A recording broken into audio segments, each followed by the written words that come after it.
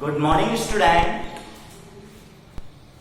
बेटा आपका जो ऑप्टिक्स का लेक्चर सीरीज है वो आज स्टार्ट करने जा रहे हैं। क्लियर? तो ऑप्टिक्स के बेस पर आपको रे ऑप्टिक्स और वेव ऑप्टिक्स दोनों रीड आउट करवाई जाएगी। क्लियर? तो first of all two parts of optics are available, and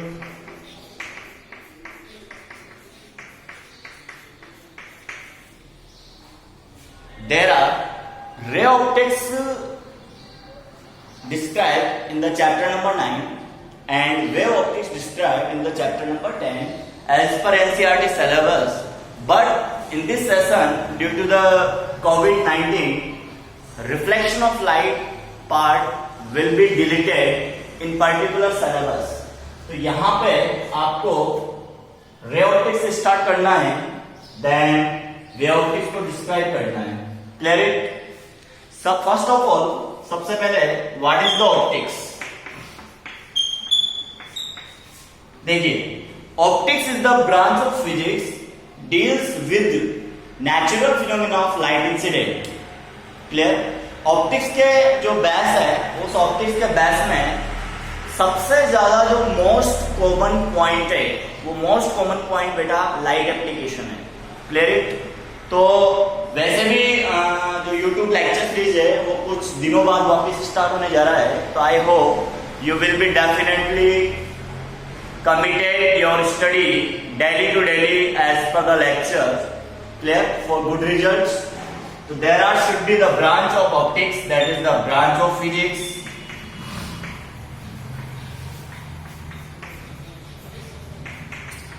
Clear it? It is the branch of physics based on the application of light. That should be application of light.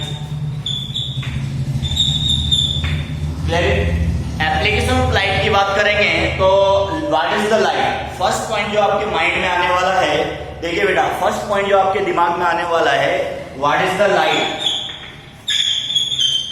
Light क्या होता है? तो यहां पर we can describe the phenomena of light. Light is a invisible factor. Light क्या है बेटा? Invisible factor. क्या आपको लाइट दिखाई देती है? नहीं। याद रखना हमेशा, लाइट कभी भी हमें दिखाई नहीं देती है। यहां पर जिस लाइट की बात हो रही है वो ऑप्टिकल फिनोमेना लाइट्स की बात कर रहे हैं अपन। जनरली अपने घर में जो लाइट आती है that is not light, that is the electricity. Clear? Generally आप बोलते हो कि लाइट आ गई, लाइट चली गई, तो ये अलग फैक्टर है, that is the common language factor. यहां पर जो बात हो रही है बेटा वो केवल लाइट फिनोमेना की बात हो रही है, that is related to the completely with optics. तो light is an invisible factor. Light कभी आपको दिखाई नहीं देती। क्लियर? लेकिन it is help to us for watch to the objects present in our surrounding nature. आपके चारों ओर जितने भी ऑब्जेक्ट्स प्रेजेंट है उनसे लाइट रे टकराकर रिफ्लेक्ट होकर अपनी आईज के लेंस में जाती है, मतलब आई लेंस में जाती है। Then after reflection, it is meet on the retina. Refracted light ray कहां पर मीट होती है बेटा? रेटिना पर मीट होती है। और हमेशा याद रखना, ऑप्टिकल फिनोमिना चाहे आप 10th क्लास में पढ़िए, चाहे आप 12th क्लास में पढ़िए, चाहे आप ग्रेजुएशन लेवल पे रीड आउट कीजिए, इमेज ऑलवेज वहां पे बनती है जहां पे रिफ्लेक्टेड लाइट रे मीट होगी या रिफ्रैक्टेड लाइट रे मीट होगी। क्लियर? यहां पर इनविजिबल फैक्टर है। ठीक। दूसरी जो कॉमन लैंग्वेज आपके पास आएगी, generally speed of light in vacuum. Speed of light in vacuum, that is the most common point in our study of physics. सबसे ज्यादा काम आता है, चाहे आप जनरली छोटी क्लास की फिजिक्स पढ़ रहे हो या बड़ी क्लास की फिजिक्स पढ़ रहे हो। Speed of light is the most common part of our physics. Clear it? तो सी की जो वैल्यू होगी वो होगी 3 into 10⁸ मीटर पर सेकेंड। Very good. ठीक है? तो ये लाइट का जो ऑप्टिकल फिनोमेना पार्ट है वो यहाँ पे स्टार्ट होने जा रहा है एज पर सीबीएसई गाइडलाइंस। तो यहाँ पर जो मोस्ट इंपॉर्टेंट कॉमन पॉइंट है रे ऑप्टिक्स के, वो बेटा दो कॉमन पॉइंट है, reflection of light and refraction of light. Clear? Reflection of light को यहाँ पर डिलीट कर दिया गया है। देखिए ये होता है रिफ्लेक्शन ऑफ लाइट। क्लियर? इस टॉपिक को सीबीएसई ने रिमूव कर दिया है इस साल, क्योंकि इसका जो पूरा कॉन्फ़िगरेशन है वो मिरर के साथ लिंक होता है, और mirror is the most common point in our optics. Clear? Mirror formula, numerical based on the mirror, plane mirror, spherical mirror, formation of image, तो ये सब कॉमन पॉइंट्स यहां से रिमूव कर दिए गए हैं। इसलिए आपका जो आज का टॉपिक स्टार्ट होगा वो टोटली सेकंड टॉपिक से स्टार्ट करेंगे, that is the refraction of light. कहां से स्टार्ट होगा बेटा? Refraction of light, the most common topic from today lectures we will start refraction of light. Refraction of light, that is the most common practical topic in our physics, and it is the phenomena used by us in our daily life. Clearly? सबसे ज्यादा common thing अपनी daily life के दो common points हैं, आप इस जीवन में सबको देख रहे हो और सब चीजें आपको दिखाई दे रही है। यह बेटा कॉमन पॉइंट है रिफ्लेक्शन ऑफ लाइट और रिफ्रैक्शन ऑफ लाइट का। याद रखना, अगर अपने जीवन में लाइट नहीं होगी, अपने अराउंड जितने भी ऑब्जेक्ट प्रेजेंट है वो आपको नहीं दिखाई देंगे, क्योंकि आप जनरल थिंग, एक कॉमन फैक्टर समझा रहा हूं मैं, उसको समझिए कि यहां पर एक रूम है, इस रूम के अंदर इसको डिनोट कर देंगे रूम नंबर 1, और साथ में दूसरा रूम अटैच्ड है, इसको डिनोट कर देंगे रूम नंबर 2। क्लियर? यहां पे लाइट प्रेजेंट है, यहां पे लाइट प्रेजेंट नहीं है। Clear? Object 1, object 2, object 3 always present in the common point. जैसे मान लो आप किसी मल्टी स्टोरी बिल्डिंग में जाते हो और वहां पर जो फ्लैट का कंस्ट्रक्शन होता है, फर्निश्ड फ्लैट की बात कर रहा हूं मैं, तो सभी फ्लैट एक जैसे दिखाई देते हैं। इंटरनल जो इंटीरियर उनका होता है वो सब एक जैसा होता है। सपोज मैंने आपको दो एग्जांपल दिए हैं, फ्लैट 1 या रूम नंबर 1 उसमें लाइट प्रेजेंट है, फ्लैट नंबर 2 जहां पे लाइट प्रेजेंट नहीं है। क्लियर? यहां पे जो प्रेजेंट है वो लाइट ही लाइट है, मतलब चारों ओर उजाला ही उजाला है। ठीक है? आप इस रूम में एंटर करते हो, आपको सब चीजें व्यवस्थित, सब चीजें दिखाई देती है। क्यों दिखाई देती है? क्योंकि यहां पर लाइट प्रेजेंट है। क्लियर? ऑब्जेक्ट जो रखे हुए रूम में, वहां से लाइट रिफ्लेक्ट होकर आपकी आईज में आ रही है, आई लेंस में लाइट जाएगी। After reflection it is meet on the retina points. Clear? और रेटिना पॉइंट्स पे अगर इमेज बन रही है तो that is you can definitely watch all around object near by it या around in our areas clearly. अगर वो इमेज रेटिना से पहले बनती है या रेटिना के बाद बनती है, तो फिर आपको जो ऑब्जेक्ट्स प्रेजेंट है अपने around us near by areas में, वो आपको धुंधले दिखाई देंगे। क्लियर? इसे बोलते हैं डिजीज ऑफ आई या defects of eye vision. Clear?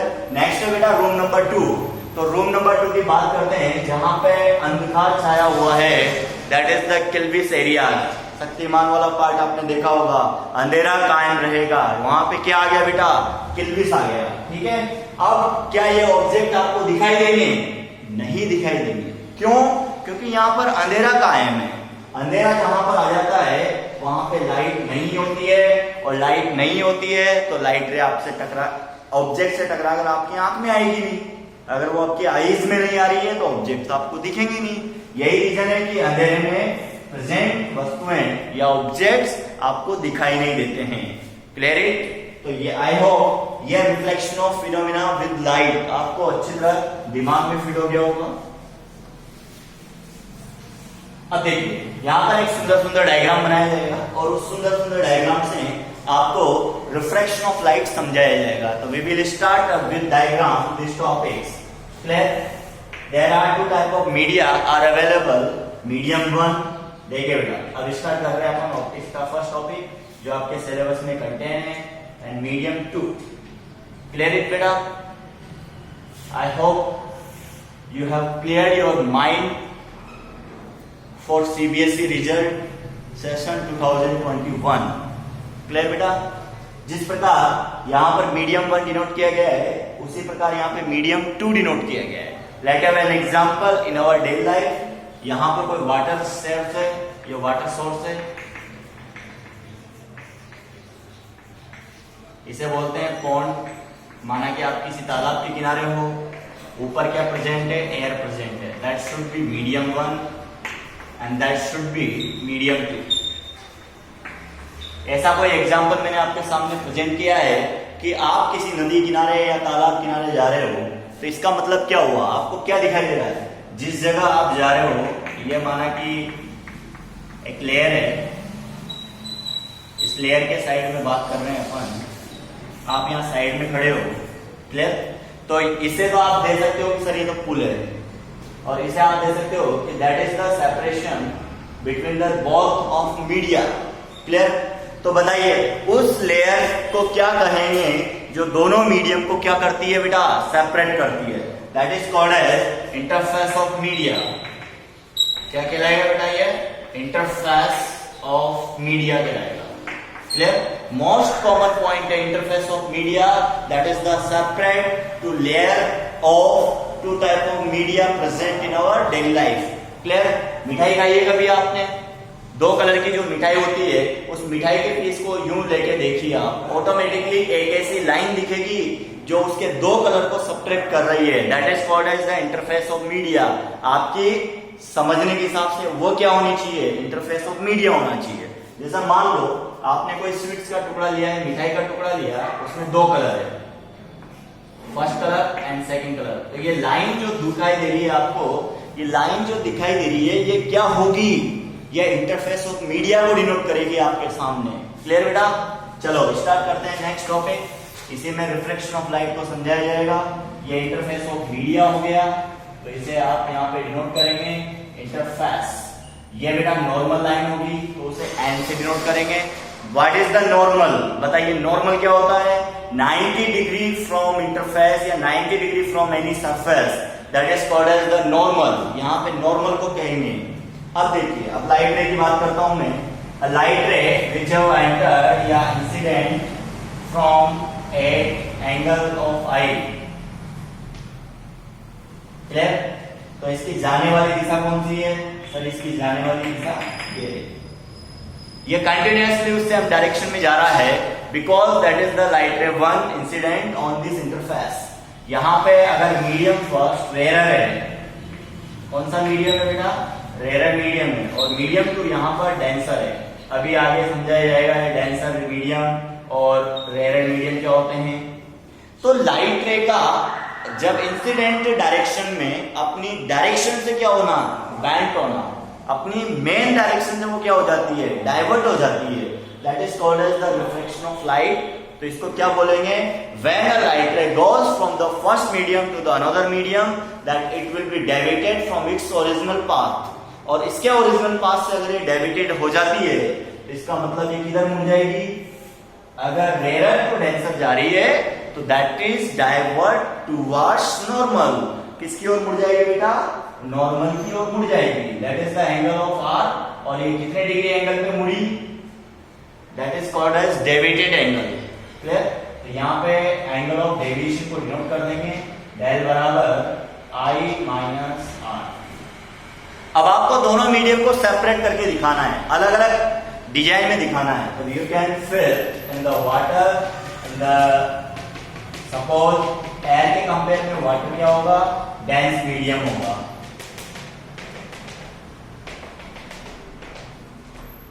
Clear? ये यहां पे मैंने आपको क्या समझाया? लाइट रे का मुड़ना समझाया। That is the reflection of light. Clear student? तो ये टॉपिक अभी स्टार्ट ही किया है, इसमें बहुत सारी थ्योरी है, बहुत सारे न्यूमेरिकल है, बहुत सारे फंडे हैं। क्लियर? तो एंजॉय कीजिए अगेन लेक्चर सीरीज को। आप बहुत दिनों बाद वापस आए हैं। क्लियर बेटा? अब देखिए, अगर कोई स्टूडेंट ये बोल दे कि सर लाइट रे को रिवर्ट करके बताइए, मतलब रिवर्सिबिलिटी ऑफ लाइट अप्लाई करके बताइए यहाँ पे, तो कर देंगे। लाइट रे कहां से कहां जाएगी? अब बताइए सर, डेंसर टू रेयर ले जाइए। ओके, ले जाते हैं। अब लाइट रे को सेकंड डायग्राम, ये फर्स्ट डायग्राम है, आप चाहो तो यहाँ पे डायग्राम बना सकते हैं। चलो इस साइड डायग्राम बना के बताते हैं, उसको रहने लिख दीजिए आप। ठीक है, ये मीडियम 1 है, ये मीडियम 2 है। चलो we will start the next diagram from medium 1 rare medium. तो इसको डिनोट कर देंगे यहाँ पे, ये मीडियम फर्स्ट था, रेयर मीडियम है, और ये मीडियम 2 है, ये डेंसर मीडियम। क्लियर? चलो नेक्स्ट डायग्राम बनाइए यहाँ पे। ये interface of media that is normal. Clear? Light ray goes from denser medium to the rare medium. Light ray अब क्या करना पड़ेगा? रिवर्सिबिलिटी ऑफ पाथ अप्लाई करना पड़ेगा। तो ये देखिए, लाइट रे यहाँ पे जा रही है, इसका मेन पाथ कौन सा है? इसका मेन पाथ ये वाला है। Clear? It is goes away from normal, far away from normal. ये नॉर्मल से दूर हट जाती है। क्यों हट जाती है? क्योंकि यहां पर जो लाइट रे है वो कहां से कहां जा रही है बेटा? वो डेंसर मीडियम से रेयर मीडियम में जा रही है। इसका मतलब रिवर्सिबिलिटी ऑफ पाथ यहां पर आपने अप्लाई कर दिया है। क्लियर? ये मीडियम 2 हो जाएगा यहाँ पे, और ये मीडियम फर्स्ट हो जाएगा। ऑप्टिक्स मैं बता रहा हूं आपको, सॉलिड नोट्स मिलेंगे ऑप्टिक्स के, धांसू वाले नोट्स मिलेंगे ऑप्टिक्स के। ऑप्टिक्स बहुत ही मेजर टॉपिक है 12th क्लास का। दोनों चैप्टर आपको पास करवा देंगे, इतनी गारंटी है अपनी। ठीक है, चलो यहां पर जो एंगल होगा वो एंगल ऑफ आई होगा। ये एंगल ऑफ आई हो गया। ओके, मीडियम की बात करेंगे तो ये रेयर मीडियम में आर एंगल हो जाएगा, और दिस एंगल डेविएटेड एंगल। ये एंगल क्या होगा बेटा? यहाँ पे डेविएटेड एंगल होगा। ठीक है, तो ये डेविएशन एंगल मैंने डिनोट कर दिया है।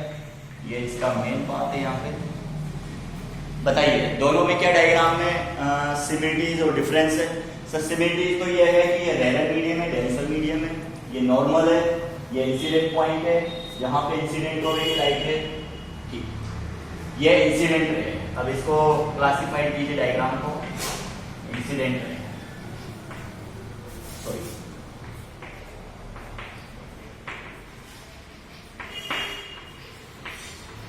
ये इंसिडेंट रे है, ये रिफ्रैक्टेड रे है, यहां लिखेंगे आप रिफ्रैक्टेड रे। क्लियर? इसमें भी डिनोट करेंगे, ये रिफ्रैक्टेड रे है।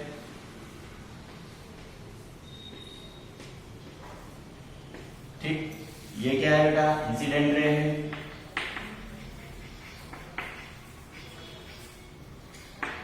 ठीक है बेटा, एंगल आर क्या होता है? इंसिडेंस एंगल होता है। एंगल आर क्या होता है? रिफ्लेक्टेड एंगल होता है। तो first of point there is the what is the laws of reflection. पहला पॉइंट क्या निकल के आएगा? लॉज ऑफ रिफ्लेक्शन का फर्स्ट पॉइंट बताइए। ठीक है, स्टार्ट करते हैं। When a light ray goes from the rarer to denser medium, that it is bent towards the normal, and when the light ray goes in reversibility of path या reverse path of this first program, तो आप जब light ray को rare medium से denser medium से rare medium में भेजेंगे तो that is goes to the far away from normal. Very good student. चलो आगे बढ़ते हैं। सेकंड इंपॉर्टेंट पॉइंट क्या होता है? सेकंड इंपॉर्टेंट पॉइंट इसका ये होता है कि incident ray, reflected ray and points all are present या lie in the same plane. ये किसी एक पर्टिकुलर प्लेन में रहेगा। जैसे मान लो आपके सामने ये डायग्राम है और आप यहाँ पर खड़े होकर इस चीज को ऑब्जर्व कर रहे हो, डायग्राम को ऑब्जर्व कर रहे हो, तो ये पूरा प्रोग्राम आपको एक वर्टिकल प्लेन में दिखाई दे रहा है। क्लियर? तो इसे बोलते हैं all light rays are incident point normal are present in one plane. ठीक है, नेक्स्ट जो इसका जो कॉमन इंपॉर्टेंट पॉइंट है वो कॉमन इंपॉर्टेंट पॉइंट है बेटा स्नेल्स फ्लो। रिफ्रैक्शन का जो मोस्ट इंपॉर्टेंट पॉइंट है वो स्नेल्स फ्लो है। Snell's law most important point या लॉज ऑफ रिफ्रैक्शन में कॉमन पॉइंट है। तो उसको स्टार्ट करते हैं आज। देखिए बेटा स्नेल्स लॉ क्या होता है, क्या बोलता है स्नेल्स लॉ के अकॉर्डिंग? देखिए sinusoidal of function, sinusoidal function की यहाँ पे बात हो रही है। इंसिडेंट एंगल आई है, रिफ्रैक्टेड एंगल आर है, तो जब मीडियम 1 से लाइट रे मीडियम 2 में जाती है तो यहाँ पर जो फर्स्ट मीडियम है उससे बनने वाला angle sine i upon sine r का जो रेशो है वो एक कांस्टेंट को डिनोट करेगा। किसको डिनोट करेगा? कांस्टेंट को डिनोट करेगा। किसको डिनोट करेगा बेटा? कांस्टेंट को डिनोट करेगा। यहां पर आप क्लेरिफिकेशन दे सकते हो, sin i upon sin r is equal to the constant and that what is the constant? तो आप साइड में लिखेंगे कि that constant is refractive index. क्या होगा बेटा? ये रिफ्रैक्टिव इंडेक्स होगा। कौन सा कांस्टेंट होगा? ये रिफ्रैक्टिव इंडेक्स होगा। हाँ, रिलेटिव रिफ्रैक्टिव इंडेक्स होगा क्योंकि यहां पर दो मीडियम की बात की जा रही है। ओके बेटा, चलो अब नेक्स्ट टॉपिक लेते हैं आपका रेयर मीडियम और डेंसर मीडियम क्या होता है। तो रेयर मीडियम के अंदर एक ऐसा मीडियम जिसका रिफ्रैक्टिव इंडेक्स दूसरे के कंपेयर में क्या हो? कम हो, तो वो कहलाएगा अपना रेयर मीडियम। या फिर डेंसर मीडियम किसे कहेंगे? एक ऐसा मीडियम जो दूसरे के कंपेयर में क्या हो? रिफ्रैक्टिव इंडेक्स ज्यादा रखता है, वो कहलाता है बेटा डेंसर मीडियम। अब इन दोनों को अपन एग्जाम्पल के रूप में समझते हैं। कैसे? देखिए यहां पर मैं कुछ मीडिया के कंपैरिजन कर रहा हूं। जैसे मान लो यहाँ एयर प्रेजेंट है, यहाँ वाटर प्रेजेंट है, तो यहाँ ग्लास प्रेजेंट है। ठीक है, यहाँ ग्लास प्रेजेंट है, तो यहाँ एयर प्रेजेंट है। That is the grouping of media. ये ग्रुपिंग ऑफ मीडिया है। ठीक है, मैंने एक लाइन तो ये बोली है सीधी सीधी जो आपको अच्छी तरह समझ में आ जाएगी कि जिस मीडियम का रिफ्रैक्टिव इंडेक्स लो होता है वो क्या कहलाता है? रेयर मीडियम कहलाता है। जिस मीडियम का एन हाई होता है वो क्या कहलाता है? डेंसर मीडियम कहलाता है। अब इसको दूसरे मेथड पे और समझिए। एक ऐसा मीडियम जहां पे एयर डेंसिटी ज्यादा पाई जाती है, क्या बोलेंगे अपन? दो मीडियम के कंपैरिजन में एक ऐसा मीडियम जहां पे एयर डेंसिटी ज्यादा पाई जाती है, और एक ऐसा मीडियम जहां पे एयर डेंसिटी लो पाई जाती है। ठीक है, अब देखिए एयर में एयर और ज्यादा है, वाटर के अंदर एयर बबल्स लो क्वालिटी में पाए जाते हैं। इसका मतलब ये रेयर होगा, ये डेंसर होगा। ठीक है, वाटर का रिफ्रैक्टिव इंडेक्स ग्लास के कंपेयर में लो होता है, इसलिए रेयर होगा, और ये डेंसर होगा। इसको दूसरी लैंग्वेज में आप समझ सकते हो कि वाटर और ग्लास में एयर डेंस किसमें ज्यादा पाया जाएगा? तो वाटर में ज्यादा पाया जाएगा, तो ऑब्वियसली वाटर क्या होगा? रेयर मीडियम होगा। ग्लास और एयर के अंदर एयर डेंस किसमें ज्यादा पाया जाएगा?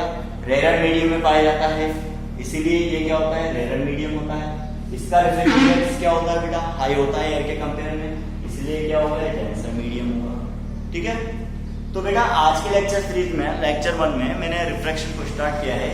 रिफ्रैक्शन बहुत बड़ा टॉपिक है। रिफ्रैक्शन प्लस लेंस को पढ़ेंगे तो कम से कम 15 दिन तक पढ़ेंगे। ओके बेटा, उसके बाद नेक्स्ट प्रोग्राम में चलेंगे। कल मैंने इंट्रोडक्शन दिया था, आपको ब्रीफ नॉलेज दी थी कि आपको दोनों चैप्टर में पढ़ना क्या है। तो स्टार्ट हो जाइए, लगभग 1 से 1.5 महीने तक आपको ऑप्टिक्स ही पढ़नी है।